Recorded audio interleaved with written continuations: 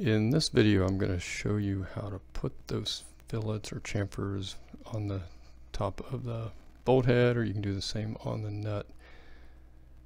What we do is make a sketch on the head of that bolt. So we need two circles. One circle is going to be that diameter that matches up with the size of the head of the bolt, and the other one is just a large circle. And it really doesn't matter within reason how big of a diameter that circle is. Just make it bigger than the hex head corners right there. Let's finish the sketch. And then what we're going to do is do an extrude cut. Make sure you choose both circles. So we've got the outside circle, and I need the inside circle as well. And then set this for a chamfered cut or draft, and set it for 60 degrees and say OK. And oops, it went the wrong way. Let's see, flip it so it goes, oh, it's going up. Make sure it's going down.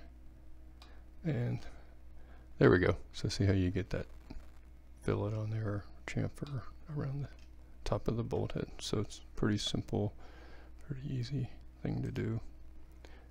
That was pretty interesting. I'll go through it again. Sketch on the top there. You need a circle